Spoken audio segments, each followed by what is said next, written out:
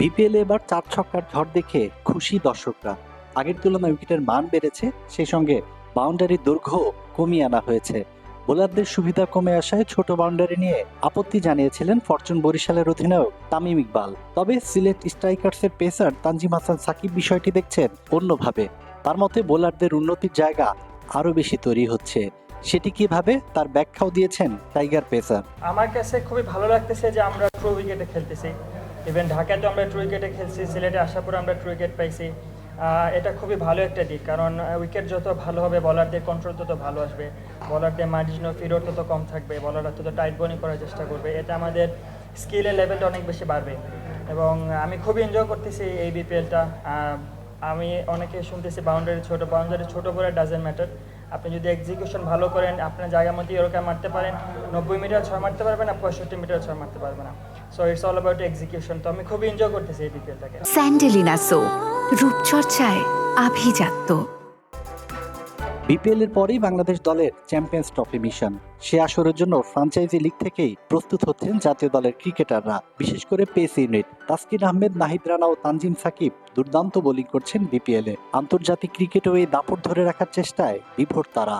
নিজেদের মধ্যে আলোচনা জুড়েও থাকে সামনের আন্তর্জাতিক চ্যালেঞ্জ ও বোলিং এ উন্নতির ব্যাপারটি। আমরা যখনই একসাথে হই বা আমরা যখন ন্যাশনাল টিমে খেলি, আমরা সবসময় ইমপ্রুভমেন্ট নিয়ে কথা বলার চেষ্টা করি। ইভেন এই ফ্র্যাঞ্চাইজি ক্রিকেটও একে অপরের সাথে যখন দেখা হচ্ছে তখন আমরা ইমপ্রুভমেন্ট নিয়ে কথা বলতেছি। কারণ এখানে হয়তো এক একজন এক এক টিমে খেলতেছি, কিন্তু এন্ড অফ দ্য ডে যখন আমরা ন্যাশনাল টিমে এক হব, আমরা দেশের হয়ে খেলি, ওইটা সব থেকে বড় ইম্পর্টেন্ট বিষয়।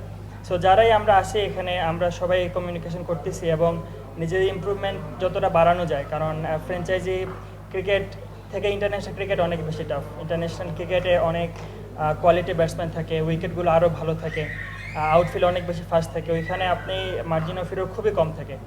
সো আমরা ওই যে চেষ্টা করতেছি যে নিজেদের কন্ট্রোলটা আরও বাড়াতে ডে বাই ডে, কারণ ইমপ্রুভমেন্টের কোনো শেষ নাই। সো আমরা ওই জায়গাতেই ফোকাস করতেছি। বিপিএল এ সুবিধা করতে পারছে না তানজিম সাকিবের দল। হোম ভেন্যু সিলেটে এসেও হারের বৃত্ত ভাঙতে পারছে না স্ট্রাইকার্স বাহিনী। টানা হেরে চলা আরেক দল ঢাকা ক্যাপিটালসের বিপক্ষে শুক্রবারের ম্যাচে জয় পেতে পাখির চোখ করছে তানজিম সাকিবের দল। সিলেটে আমাদের ফার্স্ট ডে ম্যাচ আমরা রংপুরের সাথে খেলেছিলাম, 200 পাস করেছিলাম। ওই ম্যাচটা আসলে আমাদের জেতা উচিত ছিল, because any kind of wicket 200 is very effective run. আপনার 200 করাটা এত ইজি না, 200 চেস করা। সো ওই ম্যাচটা আমাদের গেটেবল ছিল, আমরা জিততে পারতাম ওই ম্যাচটা। বাট ইটস ওকে, যেটা চলে গেছে। আমরা আমাদের নেক্সট ম্যাচগুলোতে ফোকাস করতেছি। আমাদের নেক্সট ম্যাচ ঢাকার সাথে আছে। টিমের সবাই খুবই কনফিডেন্ট, ইনশাল্লাহ আমরা ইনশাল্লাহ আবার ব্যাক করবো ইনশাল্লাহ নেক্সট ম্যাচ থেকে।